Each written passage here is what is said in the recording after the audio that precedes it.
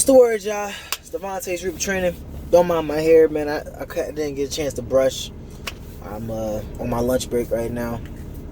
And I got this propped up. That's why I'm looking down at y'all. But you know we eye to eye. Anyhow, so this episode, as you can tell by the thumbnail, I'm releasing my first book. It should be dropping. The plan was for the 15th. It may end up being like the 23rd. It just all depends how this paperwork goes. So I had two announcements. The first announcement is, yes, I'm releasing my first book. The second one is I will be releasing my first book through my publishing and production LLC, which is Warriors Press and Production, which is why it may take longer than I want it to. It all depends. Like if I put in the paperwork and everything like that, if I can get the shit back at a decent time frame, then I can just release everything all at once. And also dealing with Amazon and their KDP, which is their publishing format, is a bit, I don't want to say it's difficult, but it's, for somebody who's new at it, it's a lot. It's a lot of different, it's a lot of work. It's a lot of different stuff. To be honest with you, I will say this: if y'all want to write a book, I'll probably do a whole YouTube video on self-publishing and everything that goes into it and tips, because I've learned a lot through this whole process. But it is a process. Like, there's a lot of stuff that goes into writing a book. But to talk about the book, so it's a self-improvement motivational book. I started writing a book back in 2019. I stopped briefly because what I wanted to do was I wanted to build a following, a fan base, because I knew I wanted to self-publish. Because if I don't know, I'm going to give y'all some information in this video. But if I don't know, if you go through, say, a publisher, then if you go through a publisher, goddamn crackheads, man. But if you go through a publisher, you can only get up to about, say, 15% in royalties. Whereas if you self-publish, you'll get about 70% or up to 70%. I think sometimes if you go through certain avenues, you can get up to 85%, which is sensational. And to put that in perspective, like 75, like if I sell 100,000 copies and I went through a publishing agency, it's a possibility that like I can only get 10% of that. So, that's something that I looked at. I was like, I ain't with that. And I also wanted to self-publish my first book, so I didn't have to go through the little circus show, which is trying to get somebody to take your book. Like, I had my process. I knew what I wanted to do. I was gonna put it out. I didn't want nobody's permission or nothing like that. I just wanted to go and do what it is I felt like I wanted to do and contribute to helping people and motivating and inspiring people. And so that was the whole point. I did that. And so it is that. And so now what the book is about, like I said, it's a self-help / motivational book. Basically, it's a lot of the information that like I've come across and I've learned and I've experienced over the last I've been in Virginia now for almost 5 years, and it's been a huge learning experience. Like, I got here when I was 20, and a lot of information I learned over the years, both through experience and research and everything like that, I just felt like it was a good idea to put that out there and have somebody who may need the help. Because, especially starting off when you're young and you're in your 20s, and your 20s is such a weird time frame, because it's like you're an adult, but you still a kid almost. You see what I'm saying? And I felt like I could come at it from a standpoint that maybe not a lot of people could.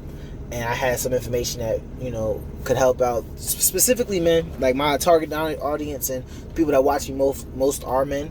So that's why, I made it kind of catered to them. But it was a lot of stuff, man. And it's funny because my whole idea with this was I didn't want to talk at people, right? And I feel like with a lot of self-help and motivational things where, and I'm guilty of it too, like some of my earlier videos when I first started making these, talking at people like, I don't do this, or you never do this because I'm better than you, and not like everything that I talk about in the book, everything that I talk about in these podcasts, everything I talk about in these videos, I've done that dumb shit. Like, everything I talk about, like from I think the only thing that I can think of in the book that I talked about that I hadn't experienced personally was bullying. And that's just because I always fought my bullies.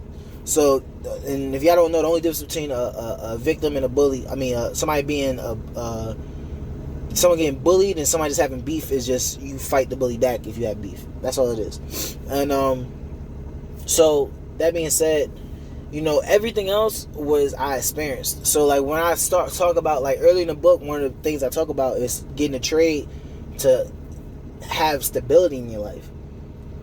That's not I didn't read that nowhere. I didn't put that, like, that's something that I experienced personally. Like, when I came to Virginia, I was 20 years old, and I was sleeping on my grandma's couch.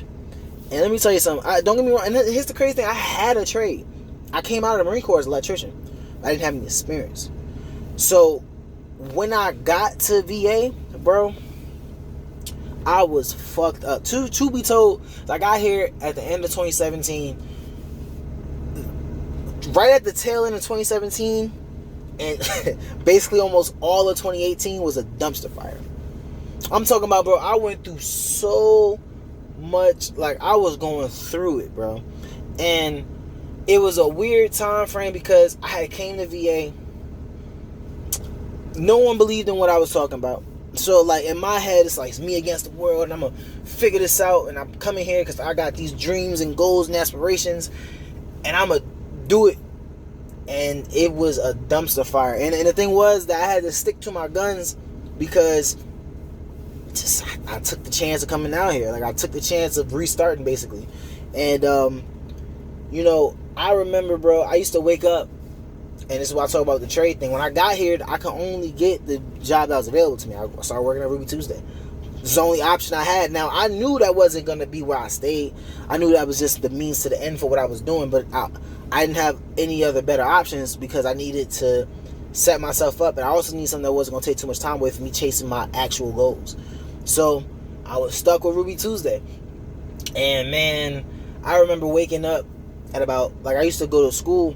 I wake up at 3:45ish in the morning, get dressed, leave the house, catch the bus around like 4:10, 4:15, right? And if y'all don't know about Virginia, there's this area in Norfolk called Huntersville, which is the trenches.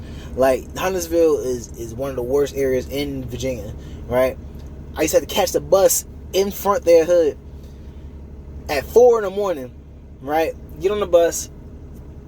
Fucking, I'd be on the bus from 4 in the morning till 8:30 in the morning just to get to school. That was only 30 minutes away, but the buses are so bad in VA that's the only route. So I take 3 different buses over a 4-hour period. I'm in and out of sleep. I'm dozing off. I'm trying not to miss my stops. I got alarms set on my phone so I know when I should wake up.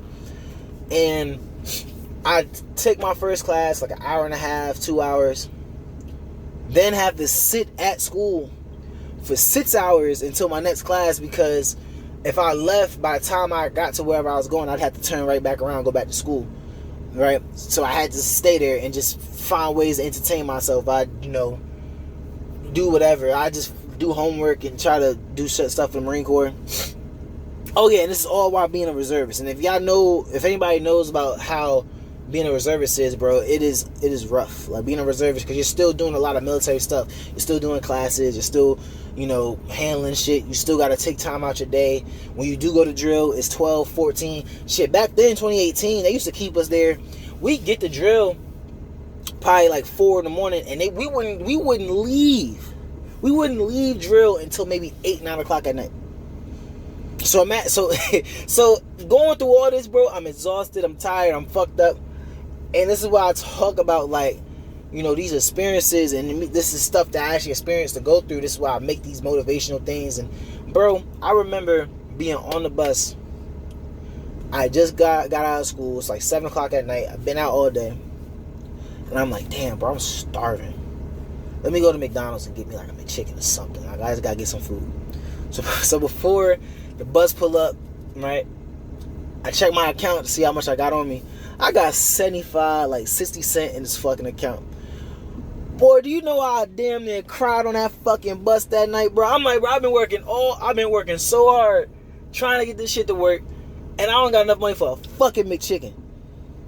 Boy, I was like, looking back on it now, it's funny. It's like I smile about this shit, but I was hurt, bro. I was like, bro, because I'm putting everything on the line, bro. Like, there's nobody to come coddle my head, and I'm out here just making shit shake. I don't got no friends. It's whatever. You know what I mean? The only family I got out there was my grandma, and VA. So it was what it was. I'm just trying to figure shit out. So when I make when I make these books, it's about, bro. That's why the book is called Depression to Triumph, bro. Like, whatever you going through, bro, is just a moment in time. It's not what things have to be. But it's also a lot of times we don't have the tools and the knowledge to get out of our situations that we're in. Because sometimes it takes more than just faith. Sometimes you gotta really put together a plan and figure out what am I trying to do here? What are my options? You see what I'm saying? And that's where this book comes on. That's the whole point of it, is to show you that you have options and that there's a path and a way to go. You just got to step back from the situation and analyze. You know what I mean? And hopefully, through motivation and just outright knowledge, that this book can help some of y'all do that. You know what I mean? I feel like it's very useful, bro. And again, like, I understand. So this is why, someone like me talking about it, you won't feel like it's a condescending, like, don't get me wrong, I'm not gonna coddle nobody, and the tone of the book overall is very like kind of harsh, but it's because I understand it. But we not finna have a pity party and get in a circle and cry and life is so hard. Like, nah, like, what we gonna do is, I understand what you're going through, I understand the pain, but it's time to slide. It's time to go out there and stand on business and be the best you can be. Stop all that whining and shit. You know what I mean? Yeah, bro. Like, I guess I'll just leave that there for now. It's going to be a bunch of other videos talking about this and talking about these subject matters. And I'm going to break down some of the chapters, all that shit. So, stay tuned, man. I hope all y'all, I would greatly, greatly, greatly appreciate if some of y'all bought this book, or all of y'all, whoever wants to buy it, bro. If you want to lend it to somebody, you can. I don't mind. Just having the word out there means the world to me. So, this is Devontae. This is Reaper Training. We don't chase dreams. We hunt goals. It's up.